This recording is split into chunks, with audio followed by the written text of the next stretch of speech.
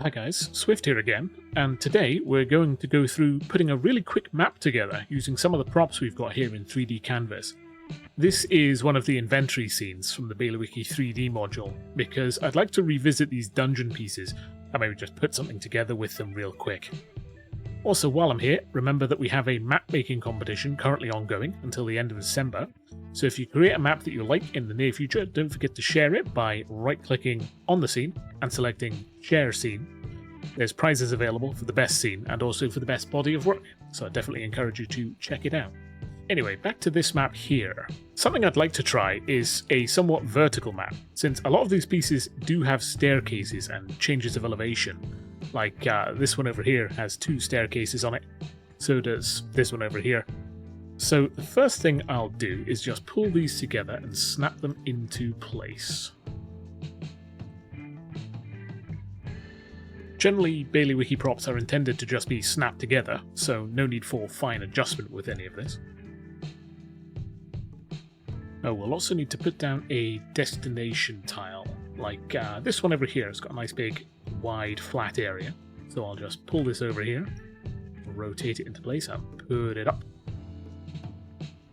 In theory, since we do have all the individual pieces that these maps are made out of, like the floor pieces, wall pieces, railings and that sort of thing, we could just create entirely custom pieces. But for today, I'm just showing a speedier way to get a map together. So let's snap on a few more map pieces. Got another staircase over here. I like this one over here, it's got a nice wall on it. And things are looking a little bit cluttered in the middle here, so let me just move all these pieces that I'm not using out of the way. And things are getting a bit close to the edge of the map, so let's move things over to the left. There we go. And let's add in another staircase, like say this one over here. And then that's probably enough for now, so let's attach this one here. This one can act like an entrance into the map that the party can emerge from.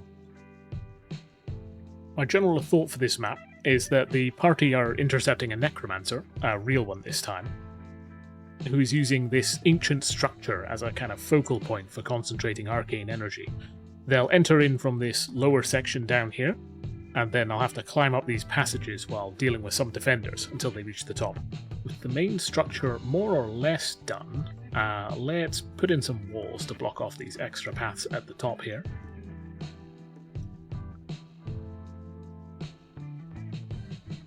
And there we go.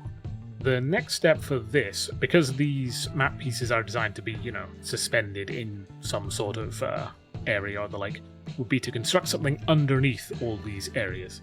So I think a good way to do that would be to just use kind of rocks to represent the fact that this is built on top of a peak inside a large kind of void area. So what I'll do is I'll open up the prop browser, and in the prop browser I'll just type in rock, say. And I like the look of these ones here, so I'll drag them in and then scale them down. And I'll just throw these around so I can get a look at them. We just clear out these pieces that I'm not using. And now what I'll do with these is I'll just rotate, move and scale these and stick them underneath this structure so that it looks like the structure's been built on top of this sort of peak.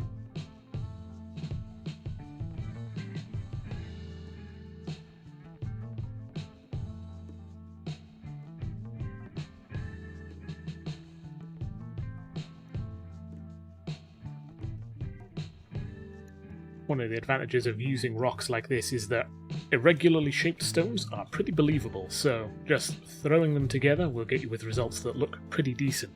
There's also the fact that a lot of these are going to be hidden in a moment, like you can see there's gaps, for example, in the map, but that'll be for the next step. So the next thing to do is to go into the Baileywiki 3D module.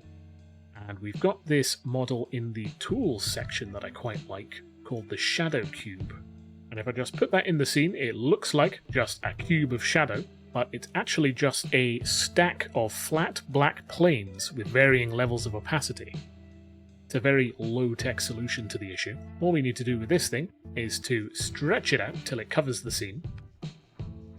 Actually, first let me just clear out some of this clutter.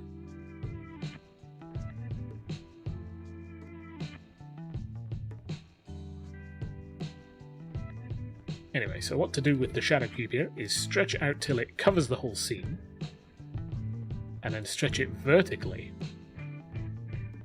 as the shadows get deeper and deeper. Move it up a bit.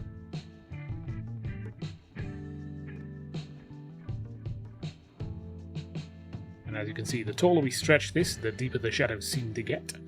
And the bottom of this dictates where it goes completely black. So now we have the lower areas of this dungeon cast into shadow. To account for the fact that the back half of this map is somewhat higher up, what I might do is take this shadow plane, make a copy of it, and then rotate it such that it actually angles upwards towards the back of the scene. This will look a bit strange right now, but if I open up the settings on this scene,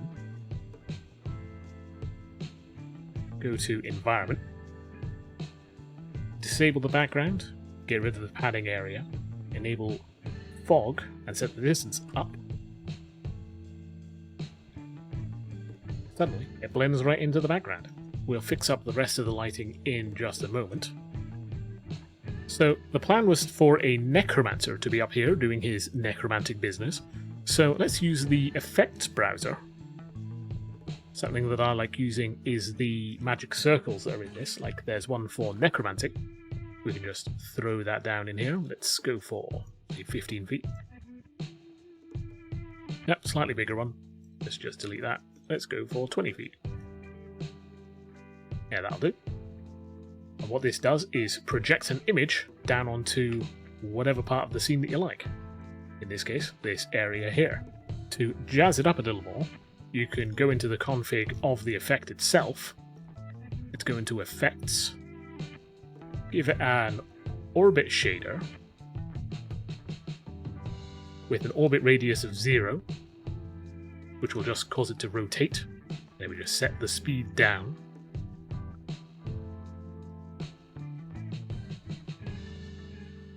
So that it just spins nice and slowly there. And then let's put a lightning shader on it, but make the colour sort of necromantic green.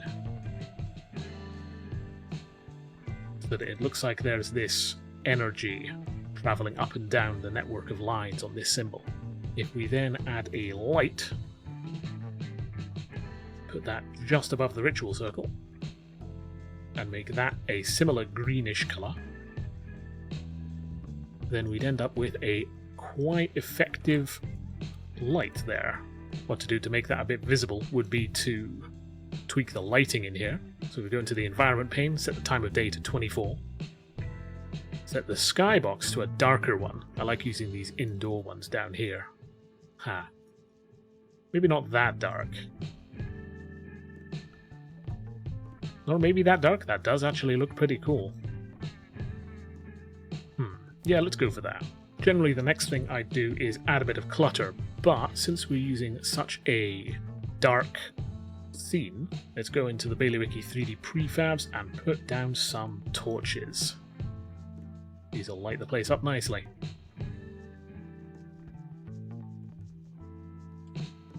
And let's just copy and paste some torches around the place.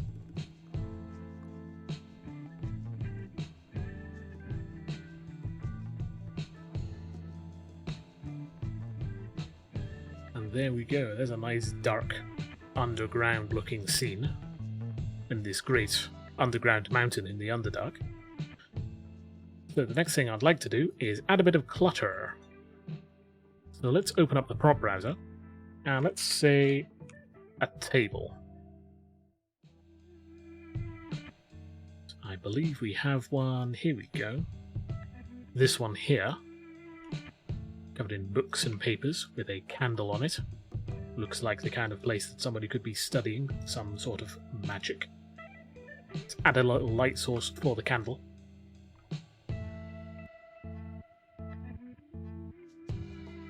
Give it a little particle effect.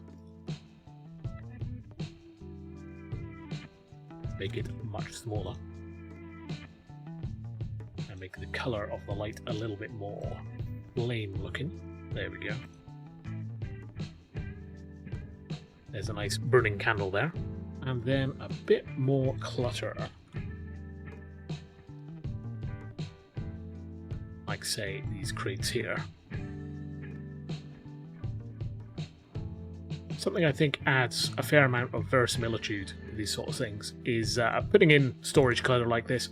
Because, you know, the guy might be a necromancer, but he's still going to eat for now. Let's put some more of these around the place. Like if I look in the prop browser for, say, barrels. Well, things like this barrel rack here, very nice. Stack up some barrels in the corner. Add in some crates.